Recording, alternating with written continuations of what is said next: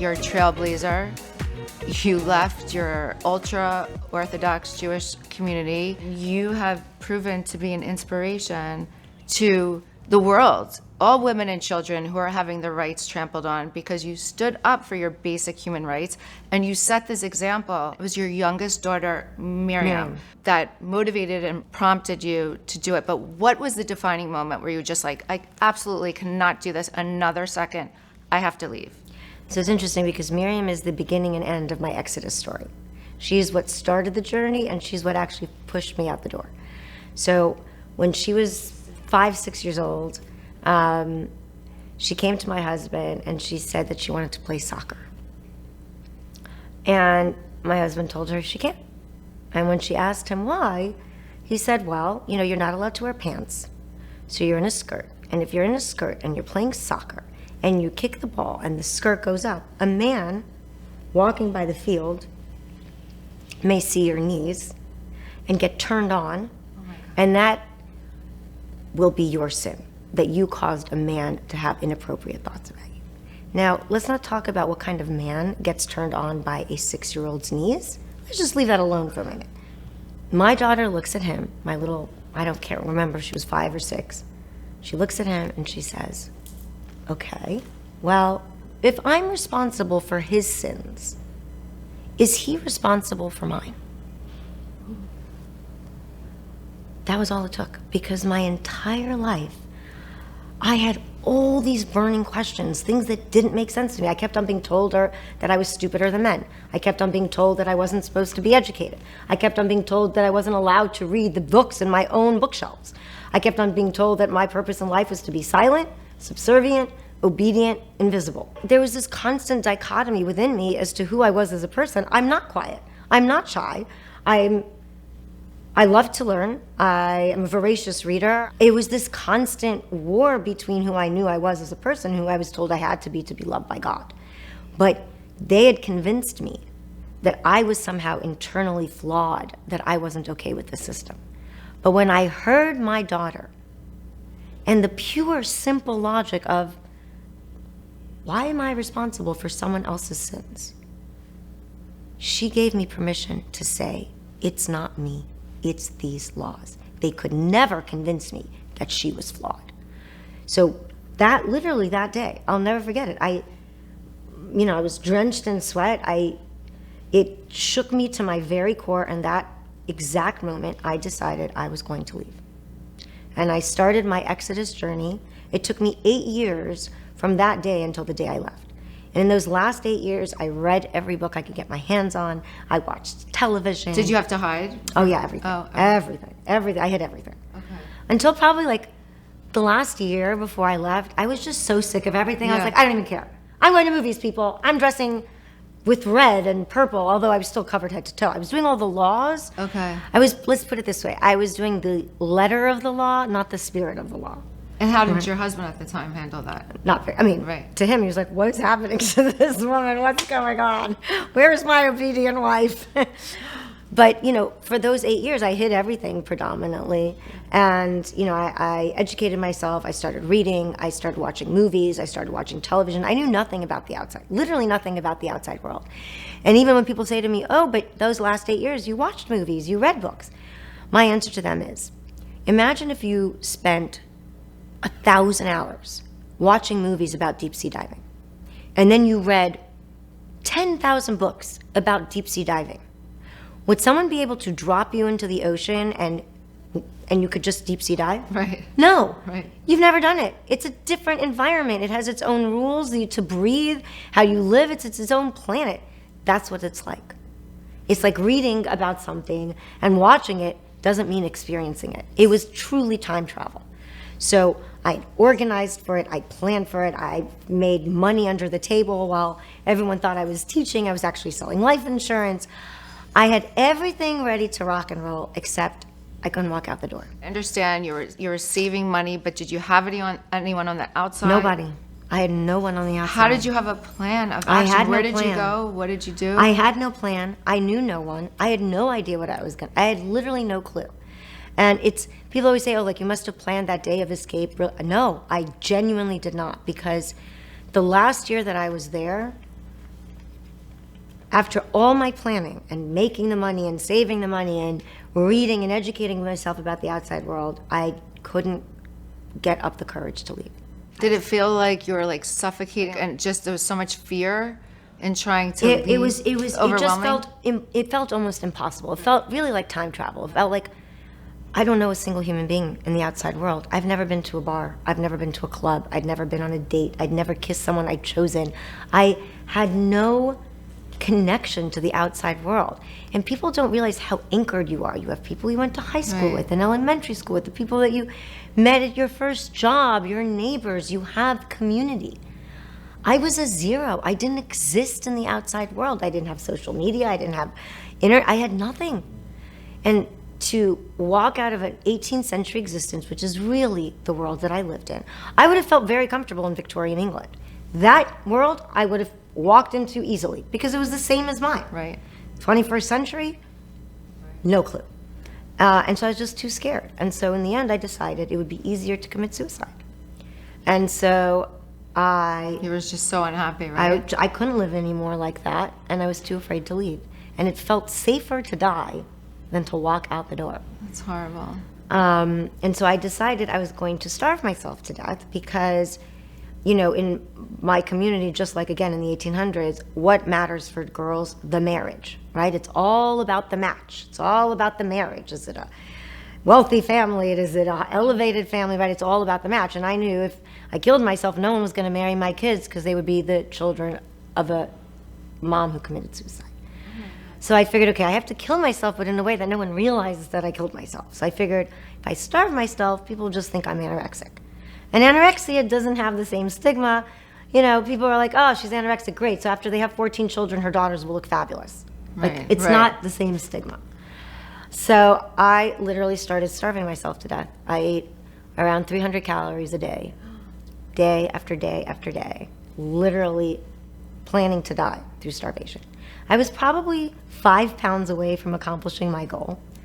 And one night, my daughter comes home from school, Miriam, and she is hysterically crying. And you've seen my daughter. She's not a crier. We're not criers. Strong. We're tough cookies. Yeah, strong.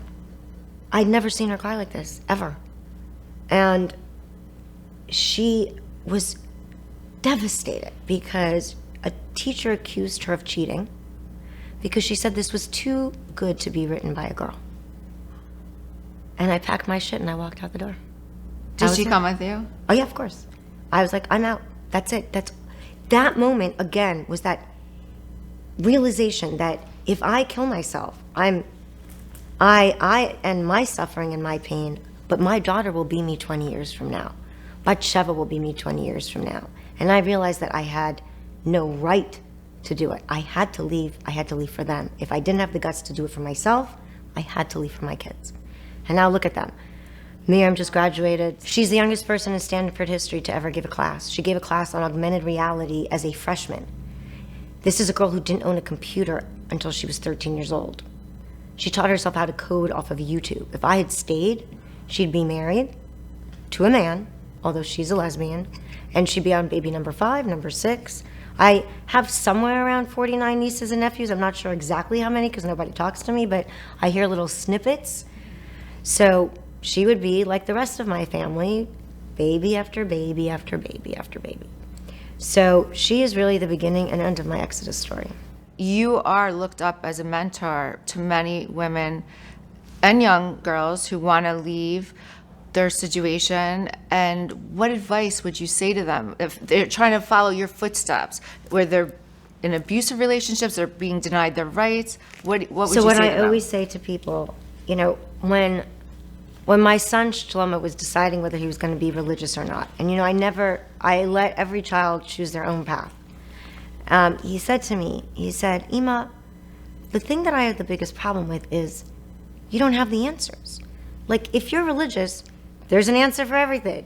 This is wrong, this is right, this does this, that does that, this is bad, this is good, heaven, hell. It's all like clearly, you know, laid out.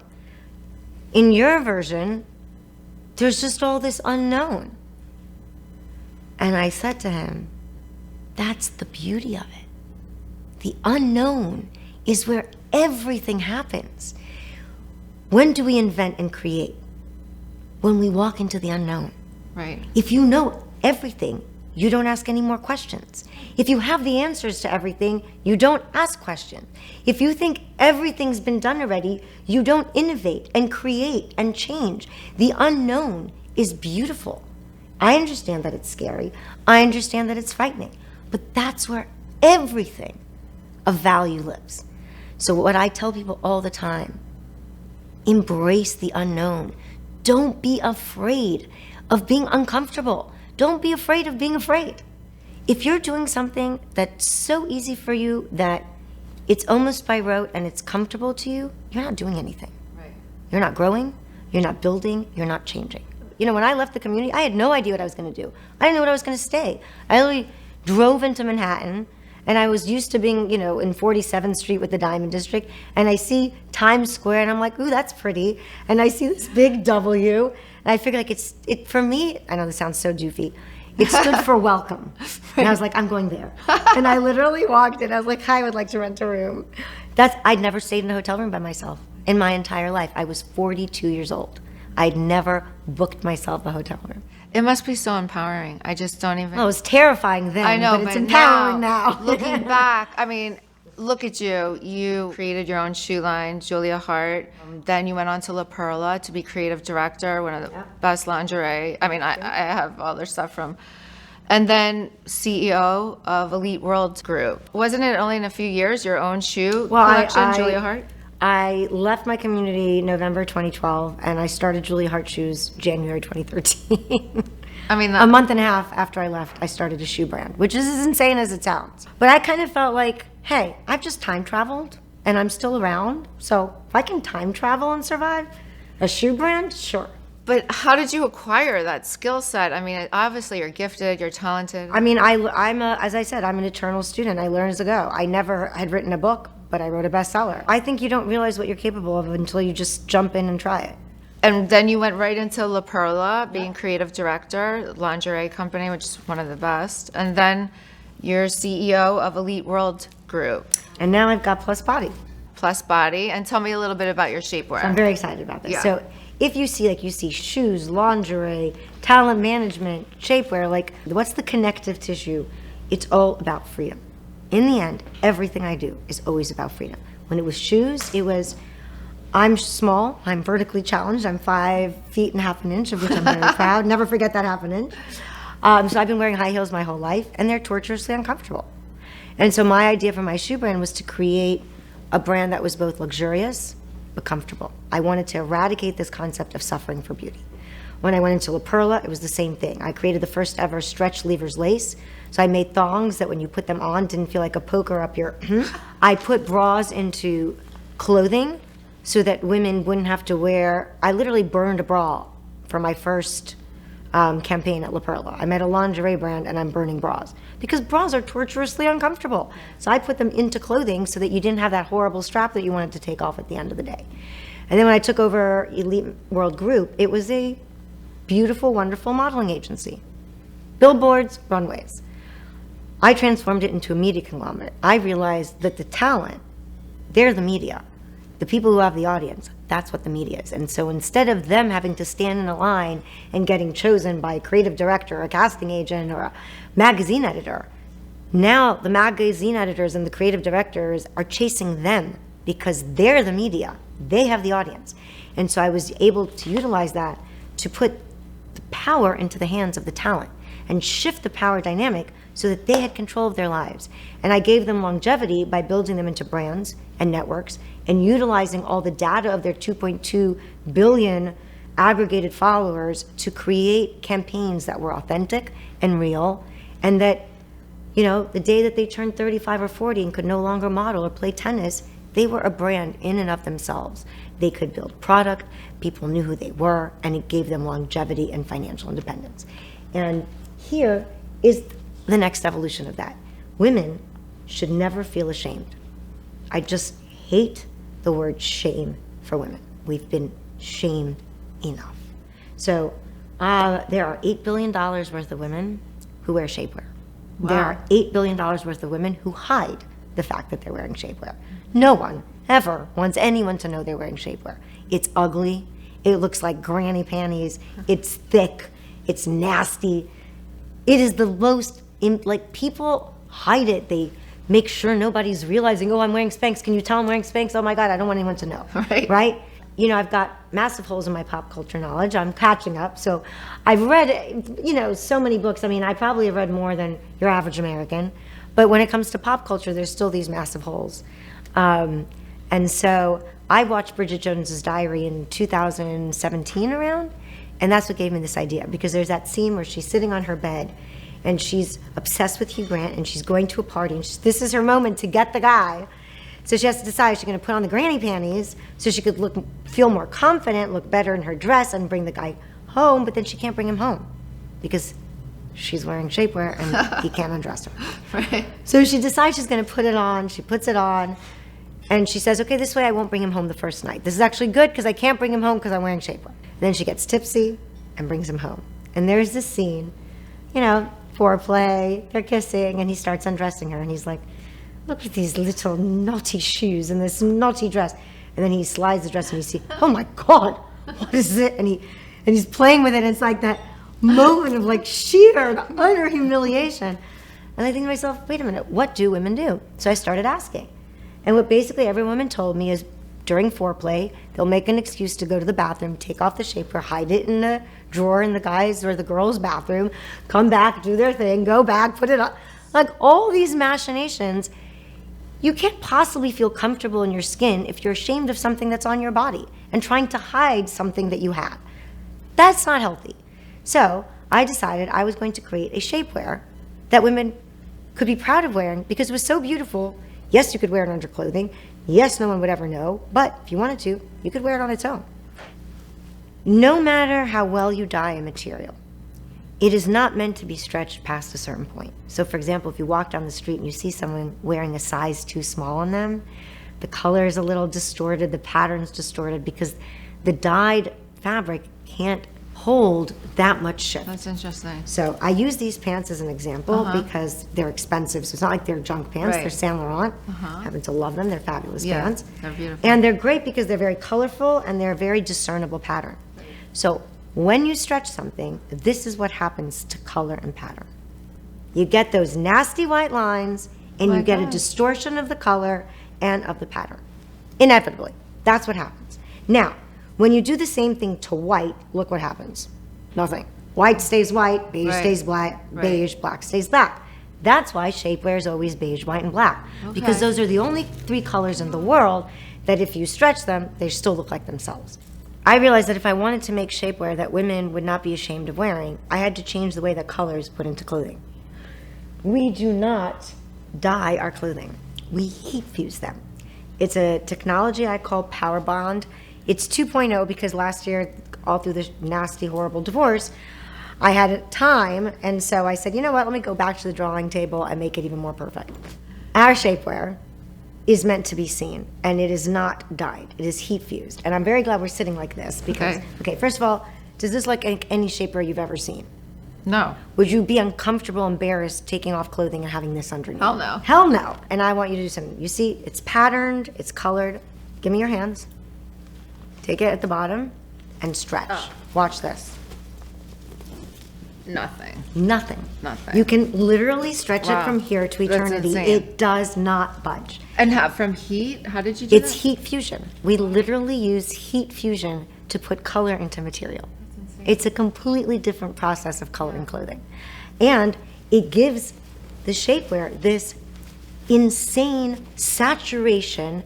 Nothing budges, nothing moves. It does not change. So for the first time in history, shapewear is sexy. Now, I was like, okay, I'm done. Created a fabulous product, let's go. And so I started sending it to people, prototypes, and they're like, yeah, Julia, but you didn't fix all the problems.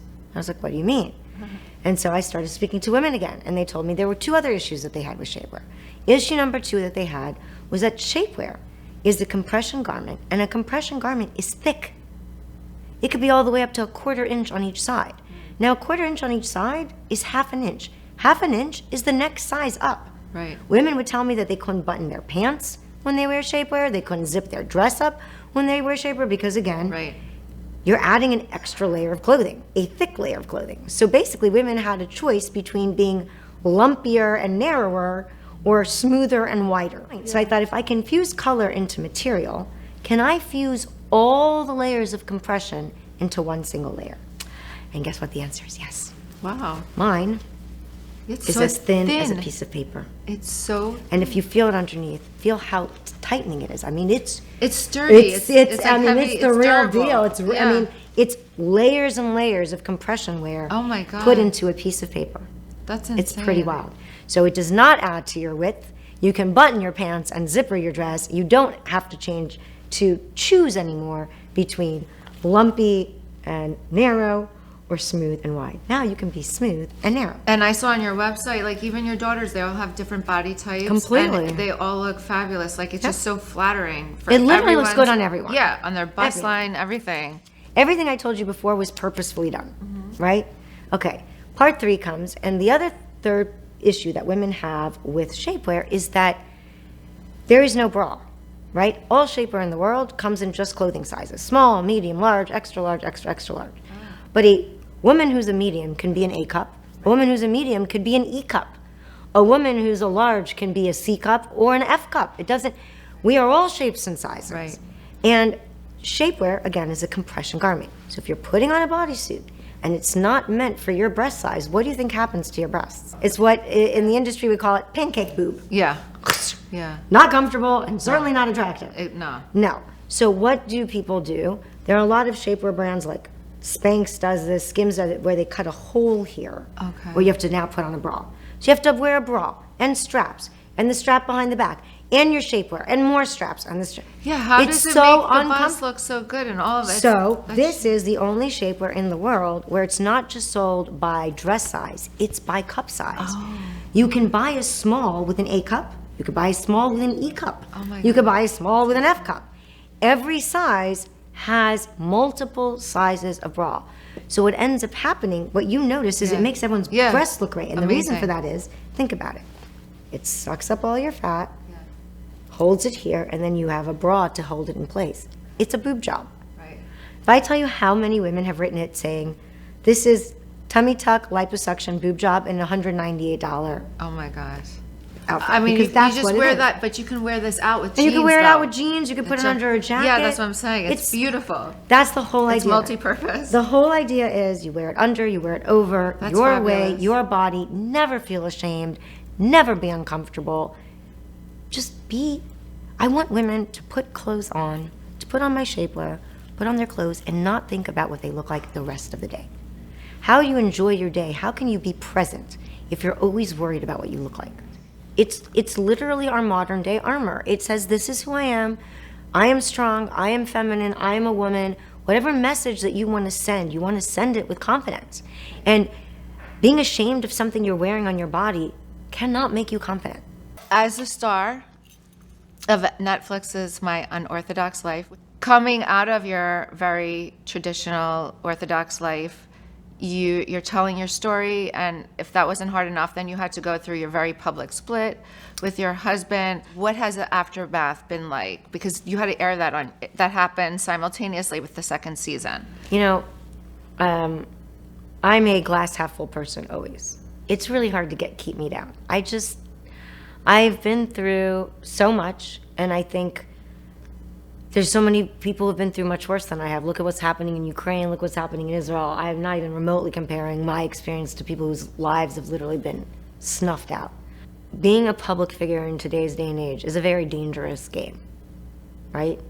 Hatred is anonymous. The things that people write to one another in social media, you would never say that to a person to their face. Terrible. Right? Trolls. It's this Terrible. just this cruelty and this anger. And, you know, I am a very, very outspoken human. So, you know, you either love me or you hate me. There's no middle of the road, right? Because I stand you're for what real. I stand for, and I'm not going to shut up about it, and I'm never going to be silenced, and people don't like that. So I decided a long time ago that I'm going to be as proud of my enemies as I am of my friends. And that's how I look at it. If rapists and murderers and bad men and people who destroy and abuse and use and lie hate me, then I'm doing something right, and that's okay by me. Good for you. Thank you. That's beautiful. Good for you. As a mother of four amazing children. God. 3 have also left the super Orthodox community, and your youngest, Aaron, is decided to stay. How are you managing to deal with that? Well, here's the thing. I don't care what direction. I want them to choose their own directions. To me, my job as a parent is to educate. What I've always wanted for Aaron. If he wants to become a rabbi, I will support him. I will stand by him. I will praise him. It has nothing to do with that. My thing has always been I want to give him every opportunity, and I want him to be educated. And once he's educated, if he then still chooses that path, great. That's his choice. I will respect it and admire it and love it. And he's my son. And I love him with every fiber of my being. My only goal is to give him every opportunity to choose his life, because I understand when you're 16 and 17, you think you know what you want, but you don't.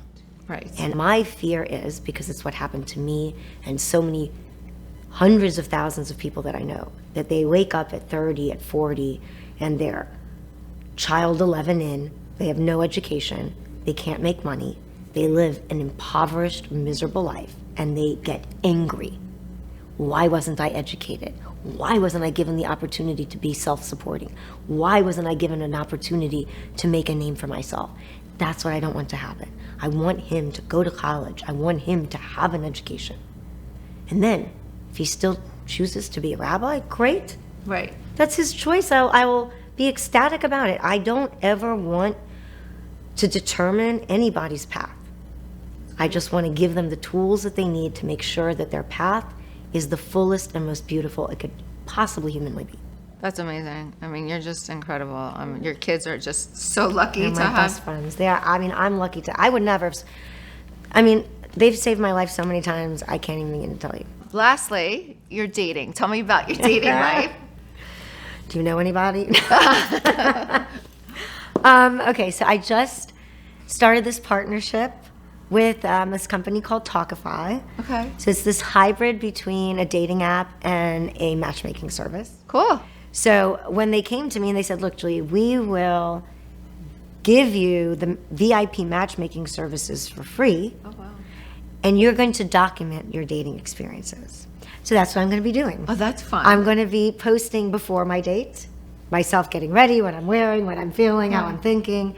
And then when I come back from the date, I'm going to kind of give everybody That's cool. a download. I like it. Okay, with the caveat of I'm not saying anything mean. Right. That's just not who I am. Right. But I'm actually really excited because I met my matchmaker. She's delightful, and she totally gets it. I basically gave her my dream man, what I'm looking for, and she's like, I will scour the earth to find him for you. And I was like, yes, please. That is great. So I will keep you posted. I can't wait. I can't Me wait. neither. I have my first date coming up. I'm wondering who could Oh, be- that's the other thing. They don't tell you who. It's a totally blind date. You don't get a last name. Are you You don't know serious? anything about them Oh, that's unusual. because they don't want you to Google them. Oh. Because most of the people that I'm dating, just like I am, are public figures or Oh, people okay. of a certain stature. And so they don't want us Googling each other online and making preconceived notions of who we are. They want us to meet on an empty playing field, get to know one another, and then we could Google to, Right. whatever. Okay, that's great. I like that. I think that's genius. Yeah, and then the other thing that they do is they have like a therapist who, like, if you are upset about something or you want to talk through a date, she's there for you 24/7. It's really cool. Try dating for the first time in your life at 52. Wow. It's ridiculous. So before we leave, what is next for Julia Haart? Oh boy. Okay. I've invented a new vibrator. Gonna try and get it out by Valentine's Day. So That's great. I'm just gonna warn everybody, if all of a sudden the streets of all cities are cleared and no one can find women, you're welcome. I will also be introducing next year the first ever shapewear swimwear. Oh, wow. So can you imagine a bathing suit that sucks you in every direction, but it looks like a bathing suit, it feels like a bathing suit, it's as thin as a bathing suit, it dries and goes into water like a bathing suit, except imagine booty shorts that pop up your butt, holding your thigh and look like something out of Halle Berry from James Bond, and a tankini that pops up your breast, sucks you in, makes you tiny and small. I will never wear anything else. Why Yeah, would you? right. You know what most women wear to the beach, even women with the most beautiful bodies? Cover-ups. Because we're insecure. Right. And we're uncomfortable. Right. With my bathing suit, you will never have to wear a cover-up. So that's another project that's Do you have a coming. name for the collection? It's going to be Plus Plotty. Okay. It's this. It's Oh, going to be it's an extension. It's Okay. going to be an extension. The next season, we're introducing swimwear, Oh my gosh, Plus Body amazing. swimwear. So That's I'm really really excited about that too. And don't forget your book. That's right. Julia Haart Brazen. My Brazen book, which I'm in the middle of writing my second Oh my. part, because I end it walking into La Perla. And then yeah. I have 2 projects I can't talk about yet, but Okay. I'll tell you when I can. Amazing. Thank you so much, Julia. This was so much fun. I know. I really enjoyed this. Me too. And thank you for standing with Israel, and That's thank you right. for using your voice. I want everyone to see that you're wearing blue and white. This is amazing. Yes. Solidarity. You stood up. That's right. You didn't Let care me- whether give me a people hug. would like you or not. I don't and care. I really love you. Thank you for using your voice. Really. Absolutely.